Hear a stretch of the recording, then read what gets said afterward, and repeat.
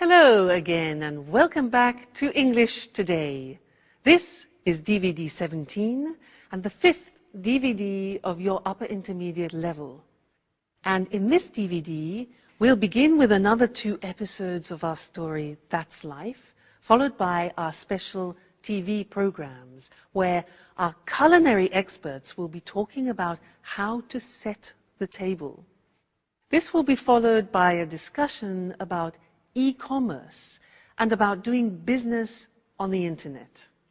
Then, in the grammar section, we'll study how to position adjectives in the English sentence and also look at some of the main differences between American and British English, all right? So, enjoy yourselves and enjoy your viewing.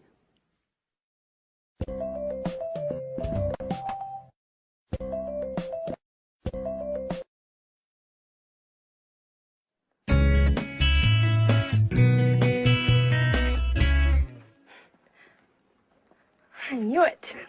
It couldn't have been different. But watch out! Oh, God. Did you hurt yourself? Oh, no. You should watch where you're going. Oh, no.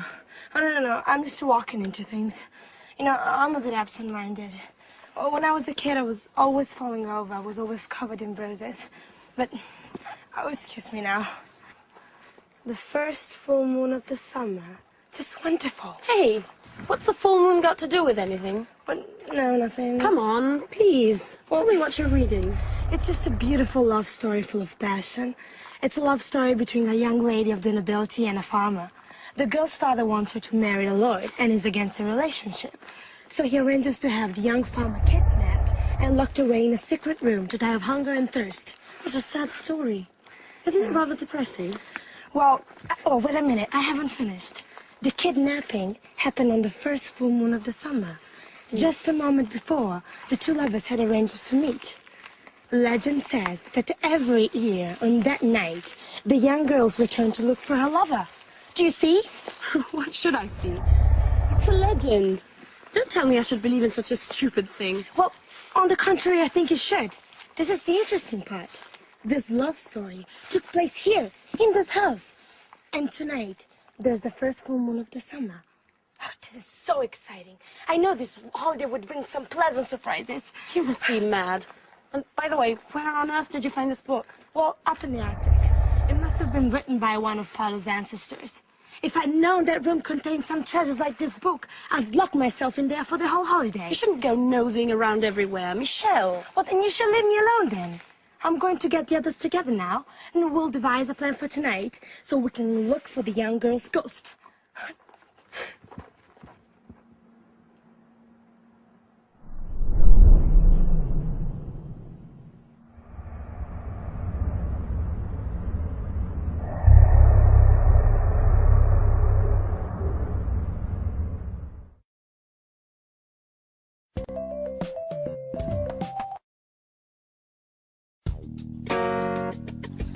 Hey, Sarah! Like a flip?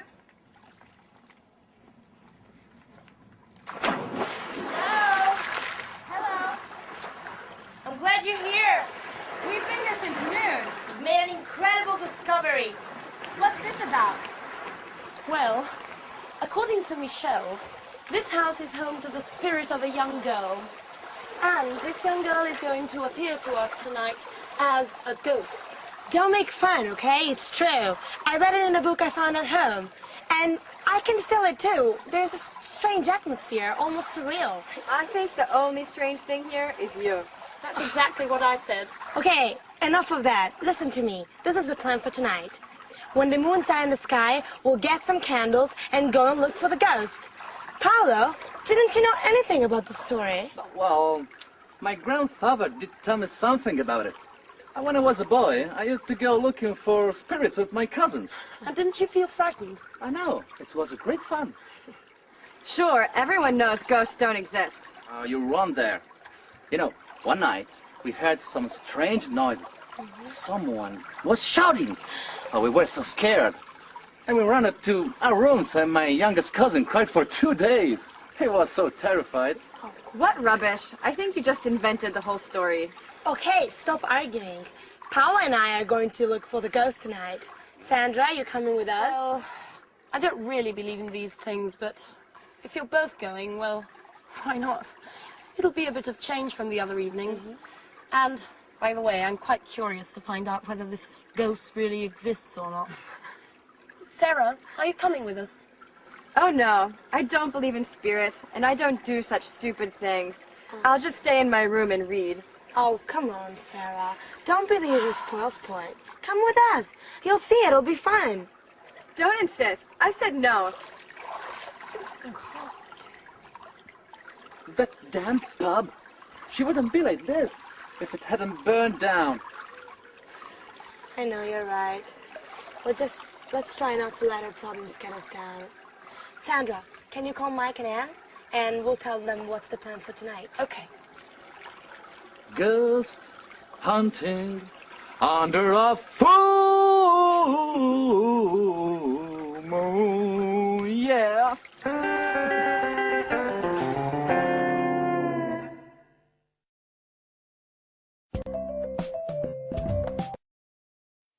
Hi everyone, and welcome back for another lesson.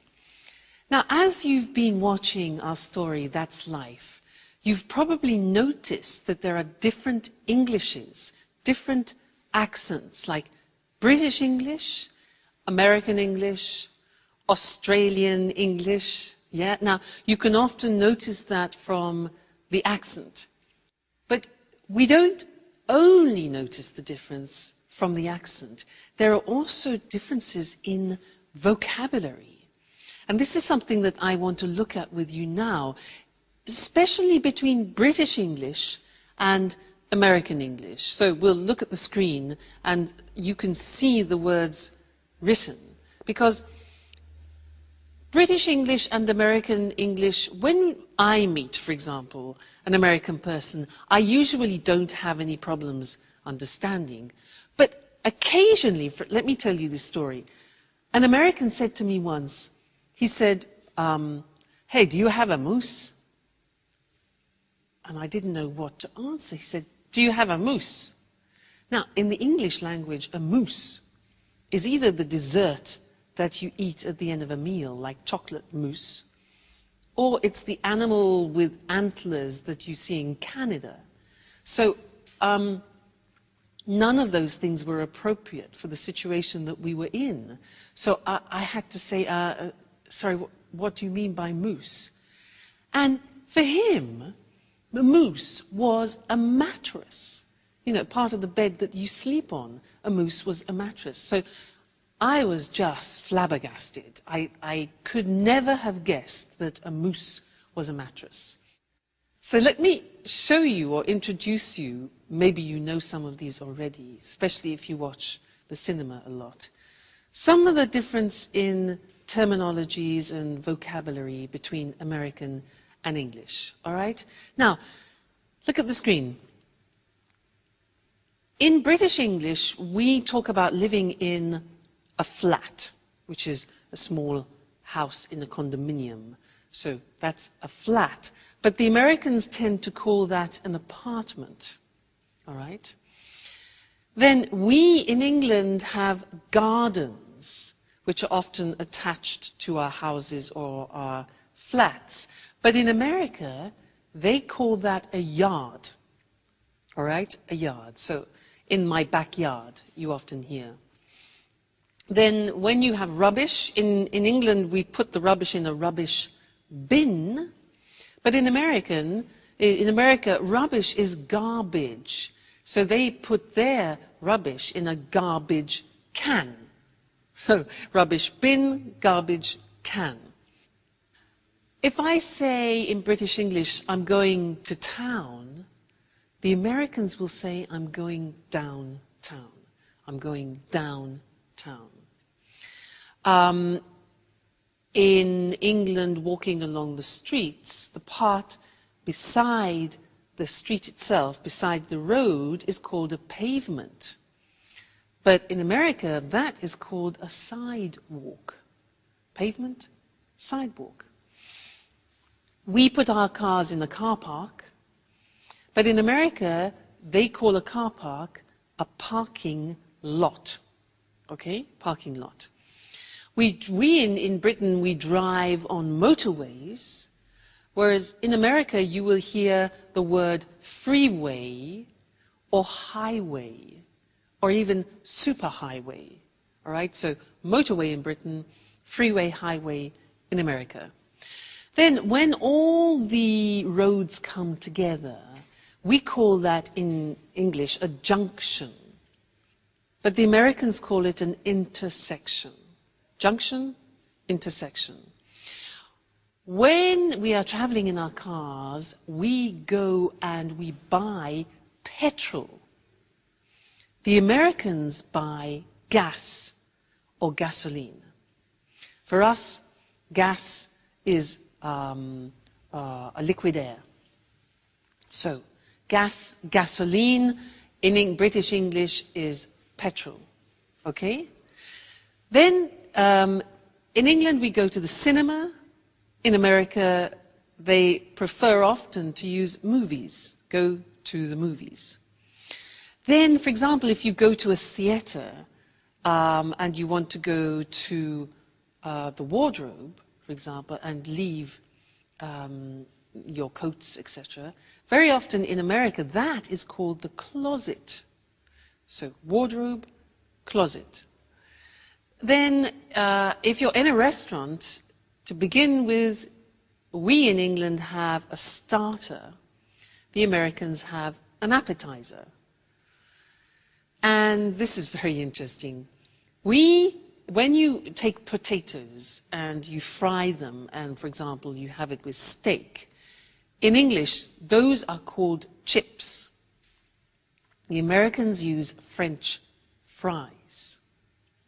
Now, in English, when you have a bag, for example, at a party, if you're having an aperitif, we often have nuts and what we call crisps. Now, crisps are very thin pieces of potato, chopped up very finely, and then cooked, usually in hot oil, and put in plastic bags. Now, we call those crisps, but the Americans call them potato chips. So it's very confusing. For us, chips is what you have with steak, and the crisps are the things that you have in the bag. All right? And one more thing. In Britain, we talk about summer, winter, spring, and autumn, but often in American English, you will hear autumn referred to as fall. So those are just a few examples of the difference between British English and American English. But keep noticing the differences, especially when you're watching films, because it really is very interesting, and it will help you in preparation for when you go to both countries. All right, so good to see you again, and I look forward to seeing you again in the next lesson. Bye.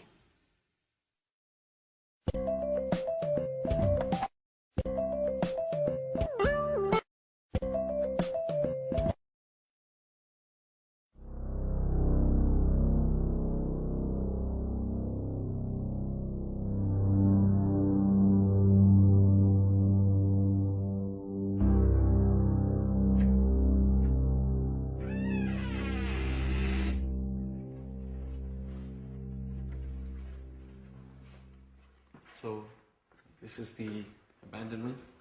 Yeah? Oh, I should never have got involved in this charade. I still can't believe you persuaded me to come along. Oh, come on, Anne. You'll have fun. You won't regret. Can anyone tell me exactly what it is we're looking for? Mike, do you ever listen when people talk to you? We're looking for the ghost of a young girl. Legend says that when the full moon's high in the sky, she returns here to look for a young lover. She walks up and down the secret spot where she used to meet him. And where is the secret spot? Well, we don't know. But Paolo told me that last year he'd heard strange sounds coming from this house. We can start from here. Where here? How can we possibly if we can't see anything in the dark? Don't worry. I know this place very well. Okay, silent. Otherwise, we're not gonna hear anything.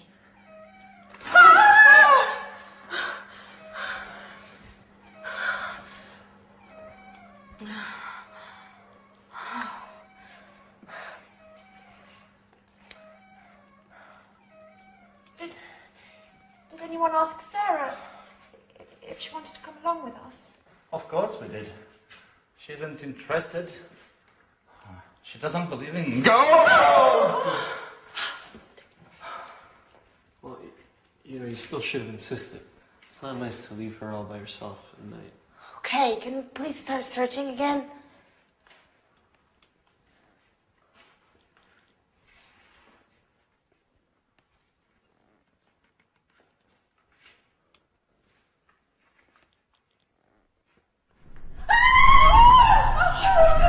What?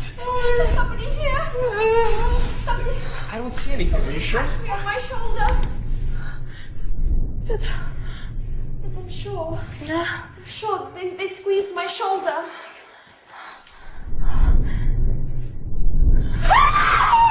It's me!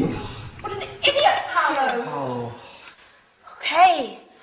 Now that we've solved that mystery, silence everyone, and let's continue.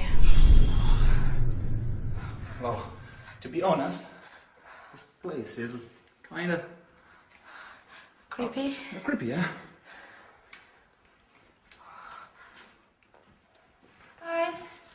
Guys, wait for us. Please.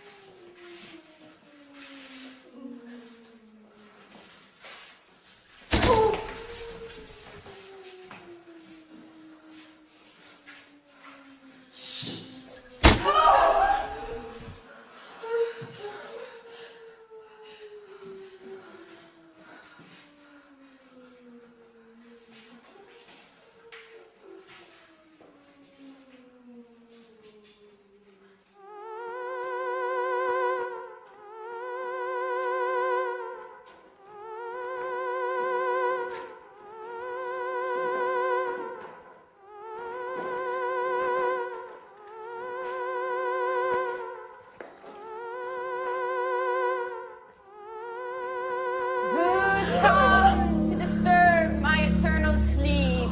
Crikey, I'm not feeling very well. I think I'm going to faint. Shut up! Well, no, we read about you and we want to get to know you. I don't like intruders. Do you know what happens to the people who cross my path? What happens? A horrible death. You must choose between being burnt alive or being eaten by wolves. Oh my God. Listen, Miss Lady Ghost. I think there must be some misunderstanding here. We're all going to leave now and let you look for your lover in peace and quiet. Right, everyone? Don't move an inch. It's too late. Your fate has been decided. Oh, I beg you, please don't kill us. I didn't even want to come. They forced me to come with them. Really. Be quiet! Now, all of you, close your eyes and put your hands up in the air. And now...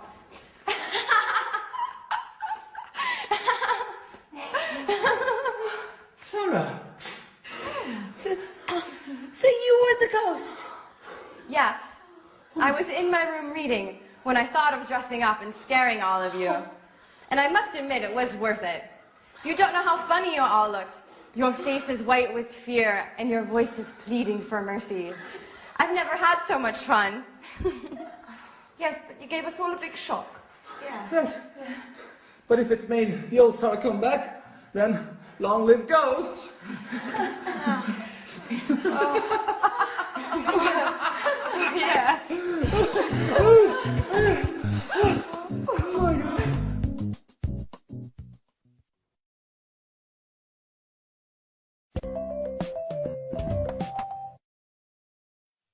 Do you believe in ghosts? I do.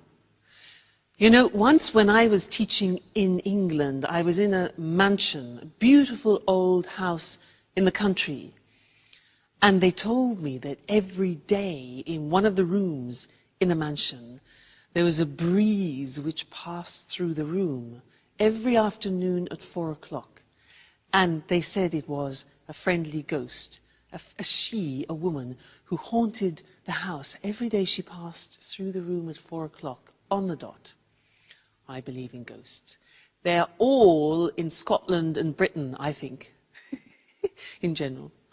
Now, I want to do something with you in this lesson related to English adjectives. If you look at this bag, if you want to describe this bag, you could say it's big, you could say it's brown, it's useful, it's casual. So these are a few adjectives which you could use to describe the bag. Now, the problem is if you want to use more than one or two adjectives before the noun, how do you order them? Do you say it's a big, casual, useful brown bag, or it's a brown, big, casual, useful bag? That's the problem. Well, in English, there is an order, a specific order, which we're now going to look at on the screen together, so that you can decide every time you're using adjectives what order to put them in. Let's take the bag. So look at the screen. The first adjective that we would say is the adjective of opinion. So, adjectives of opinion are, for example, interesting, boring, fascinating, in this case, useful, okay, or even casual. Then we talk about the dimension or the size. So it could be big, small, thin, thick. In this case, the bag is big. After we talk about the age, is it new, is it modern, is it ancient, is it old? And I think we could say about this that it's a new, more or less, a new bag. So far we have a useful, big, new bag. Then we talk about the shape. This bag is square. It could be oval. It could be round. So we've got shape. Then we talk about the color. For example, pink, blue, light green, brown. After that, the origin. Is it French, English, American, Italian? Okay. And then the material it's made of. If it's wooden, plastic, woolen, cotton in this case. So, if we want to describe this bag using all those adjectives, it would become this. Its opinion.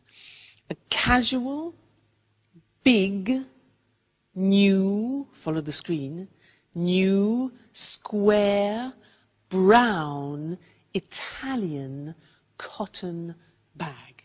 Okay?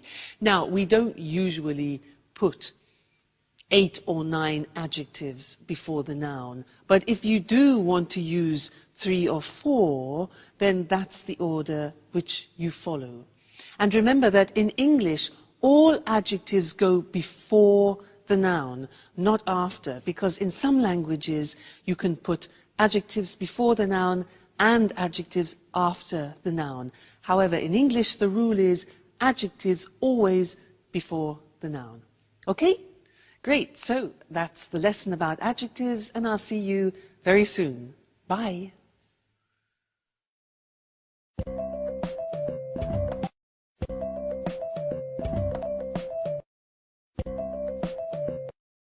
Welcome to Cooking Today. Hi, Lisa. Good to see you. Good to see you again, Nancy. Lisa, tell us what you're going to talk about this time. I've chosen a letter in particular. I've received so many. Here we are. It comes from Lynn. Dear Lisa, you're the person I most admire in my life. Please help me. My husband has decided to invite his boss and wife for dinner. And I've no idea how to arrange a formal table setting. Husbands can be so insensitive. Well, dear Lynn, you don't need bone china, silverware or crystal to set an attractive table. Where does one begin? I'd start with the table covering. The ideal tablecloth for a formal dinner is a damask one, or a cloth with delicate embroidery. Can it be placed over a bare table? You'd better place a protective padded cloth underneath. What do you think about placemats? They're acceptable for every occasion except formal dinners. And table runners, aren't they pretty? They are, and very trendy nowadays since they come in a wide range of colours. Now, tell us about napkins. They're usually sold as a coordinated set with tablecloths. She's not supposed to use paper napkins, I suppose. Oh, it's considered a bit crass. You can use paper napkins for picnics. Is a napkin ring necessary? Why not? In the past, each family member would have one, either of wood or engraved silver. Today, they're available in many materials and styles. Now, what about dinnerware? I think that a set of one-coloured dishes would be very smart. Round plain plates, a side plate, and serving dishes are perfect. What about glassware? The best for formal dinners is a long-stemmed goblet of medium height. Lynn will need a wine glass, a water glass, and a flute for champagne. And cutlery. How do you arrange forks and knives? Forks are placed to the left of the plate. Spoons and knives to the right, with the blade facing the plate. At the top of the plate, you place dessert forks and spoons. Of course, carving forks and knives are necessary when serving roasts. I see. How do you feel about centerpieces? Well, a basket filled with fresh flowers would smarten the plainest of tables. You can also use candles. It's a real work of art. Yes, and a pretty setting makes food taste better. Thank you, Lisa, for this informative chat. It was a pleasure.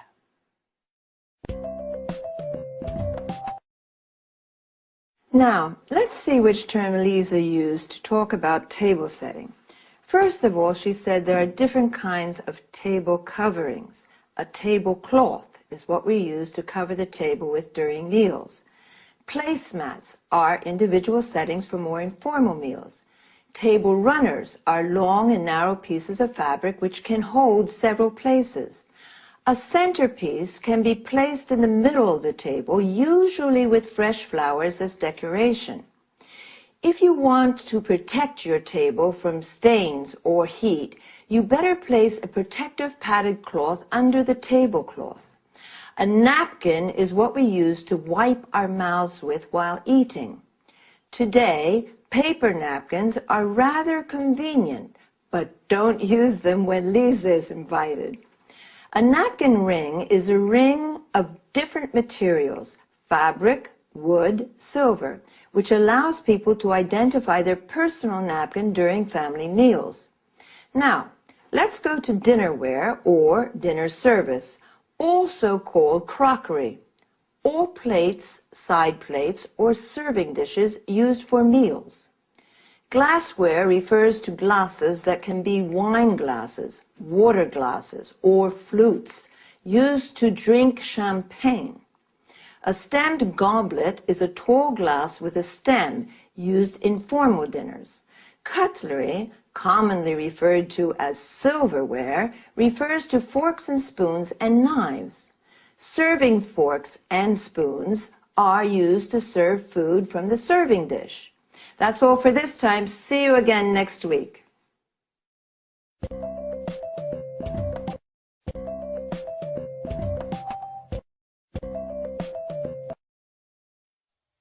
It's the new frontier of retailing. It's revolutionized the way we do business, and it brings in customers from all over the world.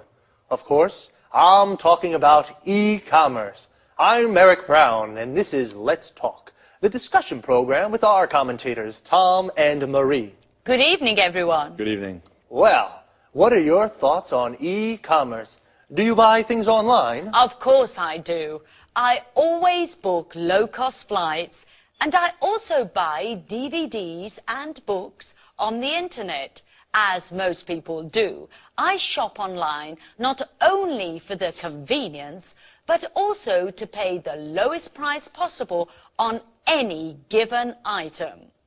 I used to visit different websites to shop around for the lowest price, but now that automatic comparison shopping is possible, my browser automatically shows me the prices for the same DVD at different online stores on the web.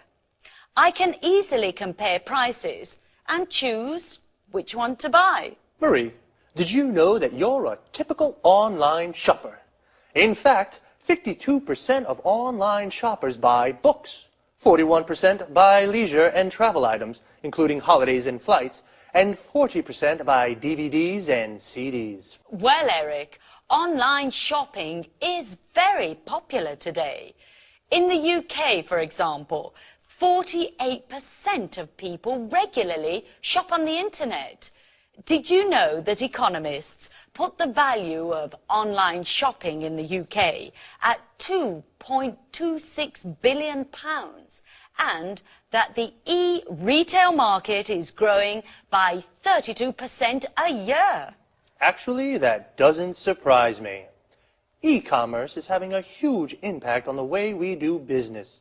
It's increasing markets, improving efficiency and effectiveness, and is transforming business processes.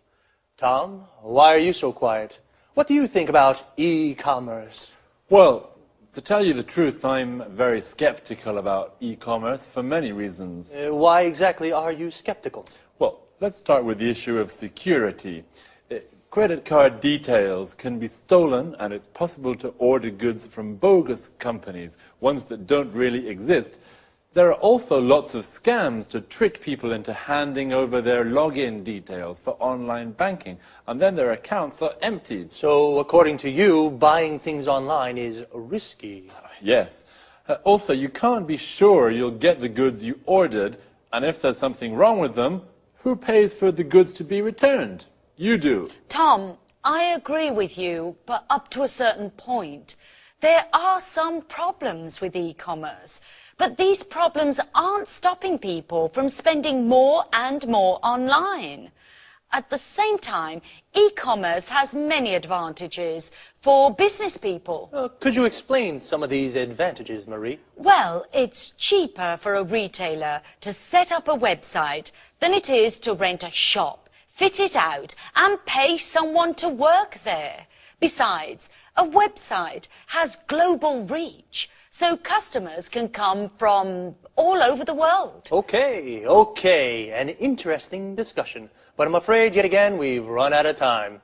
Once again, I'd like to thank our commentators. Thank you. Thank you. And goodbye to everyone. And see you again next week for another edition of Let's Talk. The topic today was e-commerce, electronic buying and selling. More specifically, we spoke about e-retailing and online shopping. Retailing is the selling of goods directly to consumers. Consumers are the people who buy goods. Online means with the internet. So, online shopping is buying things on the internet.